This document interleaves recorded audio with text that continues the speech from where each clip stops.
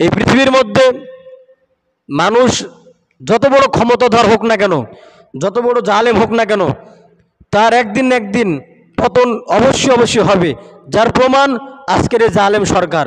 সে দীর্ঘ দিন ক্ষমতায় থাকার পরে এমন কোনো অন্যায় নাই, এমন কোনো জুলুম নাই, এমন কোনো খারাপ কাজ নাই সে করে নাই। কোটি কোটি মায়ের বুক খালি করেছে, তার মতের বিরুদ্ধে যারাই গেছে তাদেরকে হত্যা করেছে, গুম করেছে। আর অন্যায়ভাবে কত লক্ষ লক্ষ মানুষকে জেলখানায় রেখেছে, আলেম ওলামাকে জেলে রেখেছে। এই সমস্ত আলেমের বদদোয়া এবং সমস্ত মানুষের আর্তনাদ আল্লাহর আরশ পর্যন্ত পৌঁছে গিয়েছে। এজন্যই আজকে এই জালেম সরকারের পতন হলো। আর বিশেষ করে এই জালেম সরকারের পতনের জন্য মূল অধিকার, মূল দাবিদার হচ্ছে আমাদের ছাত্র ভাইরা। কথা বলেন ঠিক না ঠিক? আমাদের ছাত্র ভাইরা। আজকে ছাত্র সমাজ প্রমাণ করে দিয়েছে যে বাংলাদেশ কারো বাবার না, কারো দাদার না, এই বাংলাদেশ হলো জনগণের, মানুষের। এই বাংলাদেশ হলো মুসলমানের। আমরা ইতিহাসে পড়েছিলাম স্কুলের মধ্যে 1971 সালে যুদ্ধ হয়েছিল পাকিস্তান থেকে। আমাদের ছাত্র ভাইয়েরা 1952 সালে ভাষা আন্দোলন করে তারা এই দেশ স্বাধীন করেছে। কিন্তু আমরা সেগুলোকে নিজের চোখে কোনোদিনও দেখেছিলাম না বা দেখিনি। কিন্তু আজকে আমরা রফিক, শফিক, বরকত, সালামকে আমরা কেউ দেখিনি। কিন্তু বর্তমানে যে এই আন্দোলনের পিছনে যারা জীবন দিয়েছে, আবু সাইদ ভাই, মুগ্ধ ভাই সহ এই হাজার হাজার ছাত্র জনতা, এদেরকে আমরা সচক্ষে দেখেছি। এরা তো সেই ছাত্র যারা 52 সালে ভাষা আন্দোলনে যুদ্ধ করে, ভাষা আন্দোলন করে 1971 সালে যুবক বয়সে অস্ত্র নিয়ে এই দেশকে স্বাধীন করেছিল। আজকে তারাই আবার এই দেশকে পুনরায় স্বাধীন করলেন।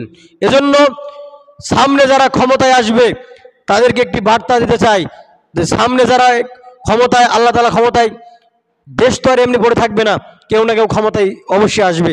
তাদেরকে আমি বলতে চাই, ক্ষমতায় যাওয়ার পরে দেশের মানুষের উপর জুলুম করার পূর্বে, আলেম ওলামার সম্মান নিয়ে টানাটানি করার পূর্বে, আলেম ওলামাকে বিভিন্ন মাহফিল, সেমিনার হয়রানি করার পূর্বে 100 বার চিন্তা করতে হবে যে বাংলাদেশের ছাত্র জনতা, বাংলাদেশের সাধারণ মানুষ এখনো ঘুমায় নাই, এখনো মরে নাই।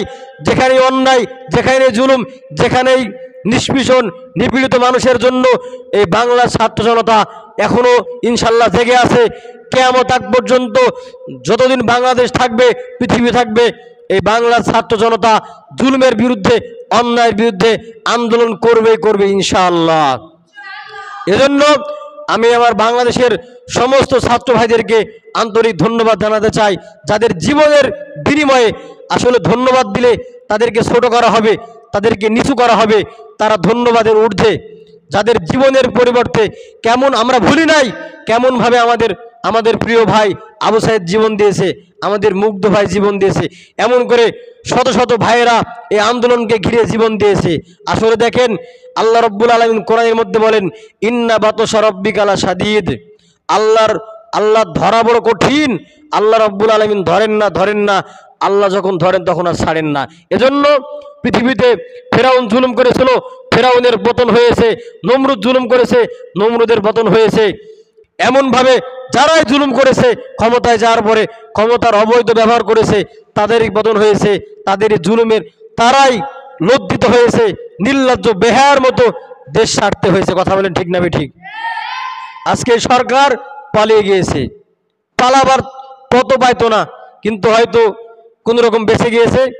এজন্য আমি বাংলাদেশের ছাত্র জনতাকে বলতে চাই, আবেদন রাখতে চাই, আজকে আপনারা যে আন্দোলন করলেন, ভবিষ্যতে যদি আবার কোনো সরকার, আবার যদি কোনো জালেম জুলুম করতে চাই, অন্যায়ভাবে ক্ষমতা পাওয়ার পরে ক্ষমতার অপব্যবহার করতে চাই, ইনশাল্লাহ আপনারা শপথ নিয়ে থাকবেন, আপনারা জীবন দিয়ে হলেও আবারও তাদের প্রতিবাদ করবেন ইনশাআল্লাহ।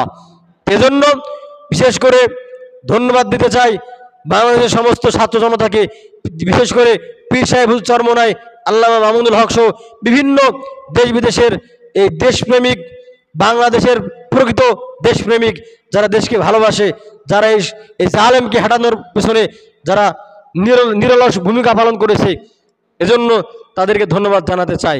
আজকের পর থেকে আমরা ইতিহাসে কোনোদিন শুনি নাই যে কোনো মাহফিলে কোনো সরকার বাধা দিয়েছে, কিন্তু এই জালেমের বাচ্চা জালেম, এই জালেমের বাচ্চা জালেম আজকে গত 15 বছরে আলেমদেরকে জেলে পড়েছে। আল্লামা শাইখুল হাদিস মুফতি আজিজুল হক রহমতুল্লাহ আলাই ওনার মধ্যে একজন আলেমকে খুনের মামলা দিয়ে জেলখানায় সে ভর্তি করেছে। কত বড় জালেম! আল্লামা সাঈদীকে শহীদ করেছে এই জালেম। এজন্য আজকে জুলুম করার কারণে আজকে তার অবস্থাটা কি দেখেন। এজন্য কাউকে জুলুম করার পূর্বে তাকে হাজারবার ভাবতে হবে যে না, দেশের মানুষ বসে থাকবে না, অবশ্যই আন্দোলন করবে। এজন্য যারা ক্ষমতা আসবে তাদের কাছে অনুরোধ থাকবে যে জুলুম করার পূর্বে অবশ্যই যেন তারা এই আন্দোলনকে তারা স্মরণ রাখে। এজন্য আজকে কি বলবো, কোথায় সেই নেতারা যারা বড় বড় বক্তব্য দিত, তাদের বক্তব্য শুনে মনে হতো তারা সারা জীবন ক্ষমতা থাকবে। একটা মাহফিল দেবে, সেই মাহফিলের তারা হতে দেয় নাই, আলেম ওলামাকে বাধা দিয়েছে। এমন দেশের হাজারো হাজারো হাজারো লক্ষ মানুষকে অন্যায়ভাবে মামলা দিয়ে তারা জুলুম করেছে, রিমান্ডে নিয়েছে, পঙ্গু করে দিয়েছে। এজন্য আল্লাহ রাব্বুল আলামিন এখনো মরেন নাই, আল্লাহ তাআলা এখনো আছেন। আমার আল্লাহ রাব্বুল আলামিন ছাড় দেন কিন্তু ছেড়ে দেন না। এজন্যই তো আজকে এই সরকারের পতন হলো। এজন্য বাংলাদেশের আলেম ওলামাকে বলবো, আপনারা দেখলেন আজকে সবাই মিলে আন্দোলন করার প্রতিফলে স্কুল কলেজ ভার্সিটি মাদ্রাসার আলেম ওলামা, পীর সাহেব চরমনাই মাহমুদক সহ সকল শ্রেণী পেশার মানুষ, ডক্টর, চাকরিজীবী, সাবেক কর্মকর্তারা, দেশ বিদেশের সমস্ত ভাইয়েরা, বাংলাপ্রেমী ভাইয়েরা, দেশপ্রেমী ভাইয়েরা আন্দোলন করার প্রতিফলে আজকে আমরা 24 সালে আবার স্বাধীনতা অর্জন করতে পারলাম, আলহামদুলিল্লাহ। এজন্য দেশের সমস্ত মানুষকে অনুরোধ করব, আমরা নিজেদের মধ্যে দ্বন্দ্ব করব না।